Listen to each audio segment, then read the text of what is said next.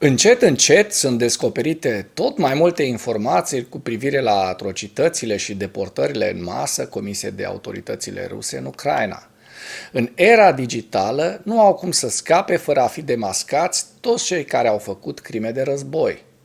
Precum otomanii acum 500 de ani, care luau tribut cu forța copii din țările române, așa și muscalii de astăzi deportează cu forța și adoptă copii ucraineni. Oficialii ruși de rang înalt ar putea fi angajați într-o schemă mai largă de adopție forțată a copiilor ucraineni deportați. BBC Panorama și publicația rusă de opoziție Vajnuie Istorii a publicat investigații pe 23 noiembrie care detaliază modul în care liderul Partidului Just Rusia, Sergei Mironov, a adoptat o fetiță ucraineană de doar 10 luni pe care autoritățile ruse au deportat-o cu forța dintr-un orfelinat din orașul Herson în toamna anului 2022 alături de alți 40 de copii. Investigațiile au arătat că noua soție a lui Mironov, Ina Varlamova, a călătorit în regiunea Herson ocupată, unde autoritățile de ocupație i-au eliberat o împuternicire pentru a deporta 2 copii, o fată de 10 luni și un băiat de doar 2 ani. Atât BBC cât și Vajnuie Istorii au remarcat că Varlamova s-a prezentat în mod fals la conducerea căminului de copii drept șefa afacerilor copiilor de la Moscova, funcție pe care nu o deține și care încă nu ar legitima deportările copiilor conform dreptului internațional. Documentele instanței ruse arată că Mironov și Varlamova au adoptat apoi fata în noiembrie 2022 și i-au schimbat numele de naștere ucrainean într-un nou nume rusesc și numele de familie Mironova și i-au schimbat oficial locul nașterii din orașul Herson în Podolsk, Rusia. Nici o investigație nu a putut confirma locul unde se află băiatul de doar 2 ani, iar Mironov a răspuns în special anchetei și a numit-o un fals din partea serviciilor speciale ucrainene și a curățătorilor lor occidentali meniți să-l discrediteze. Mironov și soția sa, care se pare că deține o poziție de nivel scăzut în Duma rusă, merg pe urmele comisarului rus pentru drepturile copilului Maria Lvova-Belova, care a adoptat cel puțin un copil ucrainean din Mariupolul ocupat. În timp ce Institutul pentru Studiul Războiului poate doar să confirme că acești 2 oficiali ruși au adoptat cu forța copii ucraineni deportați în acest moment, adopțiile pot indica un model mai larg în care oficialii ruși adoptă copii deportați pentru a legitima practica în ochii publicului rus, pentru a încuraja-o. Politicienii ruși ar putea adopta copii ucraineni deportați pentru a crea precedente administrative și culturale pentru adopții mai largi de copii ucraineni, pentru a intensifica și mai mult campania Rusiei de deportare a ucrainenilor în Rusia. Vă reamintesc că deportarea forțată și adopția copiilor ucraineni echivalează probabil cu o încălcare a convențiilor privind prevenirea și pedepsirea crimei de genocid. Ziua 640 a războiului din Ucraina.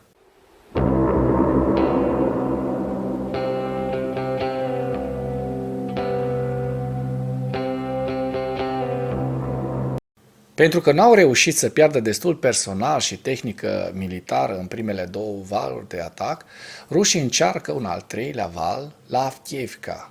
Oficialii ucraineni au raportat că forțele ruse au început un efort ofensiv reînnoit către Avdiivka pe 22 noiembrie, deși probabil cu capacități mecanizate mai slabe decât valurile ofensive anterioare, care au avut loc în octombrie. Comandantul grupului de forțe ucrainean Tavrisk, generalul de brigadă Oleksandr Tarnavski, a raportat pe data de 23 noiembrie că forțele ruse au lansat un al 3-lea val de atacuri în cadrul operațiunii ofensive a Rusiei în direcția Avdiivka, iar purtătorul de cuvânt al grupului de forțe Tavrisk, colonelul Alexander Stupun, a declarat că acest al 3-lea val a început pe data de 22 noiembrie. Dacă până în acest moment ai găsit informații utile în material, contribuie cu un like și cu o distribuire a acestui videoclip pentru a ajunge la cât mai multă lume. Ștupun a raportat o creștere cu 25 până la 30% a atacurilor terestre rusești lângă Avdiivka pe 22 noiembrie și a declarat că forțele ucrainene au respins mai multe coloane rusești de aproximativ o duzină de vehicule blindate în total în timpul atacurilor. Statul major ucrainean a raportat că forțele ucrainene au respins cel puțin 50 de atacuri rusești în direcția Avdiivka între 23 și 24 noiembrie. Surse ruse au susținut că forțele ruse au continuat operațiunile ofensive pe flancurile nordice și sudice ale Avdiivka, dar nu au caracterizat niciun atac rusesc ca fiind puternic mecanizat.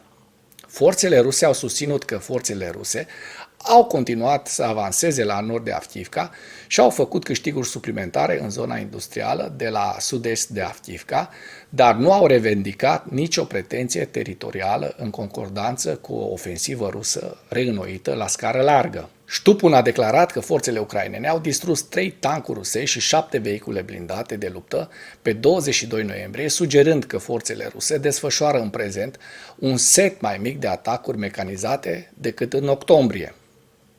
Oficialii ucraineni au raportat că forțele ruse au pierdut 50 de tancuri și 100 de vehicule blindate în reînnoirea atacurilor asupra Avdiivka pe 15 octombrie și 15 tancuri și 33 de vehicule blindate în timpul atacurilor inițiale mari, mecanizate, din 10 octombrie.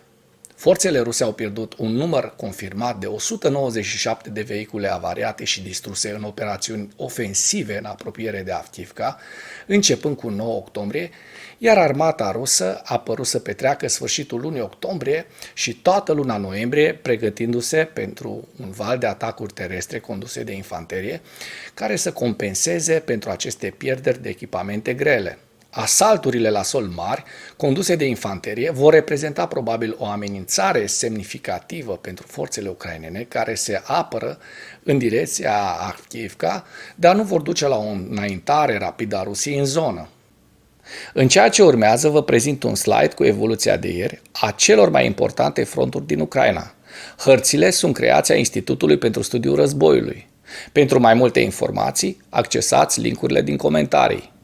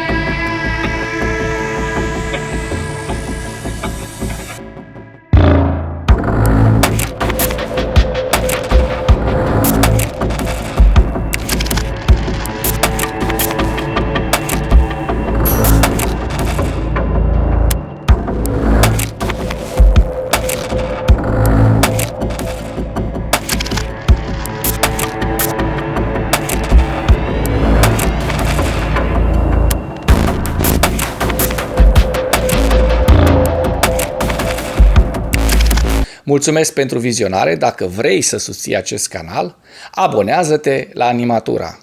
Apreciez mult asta.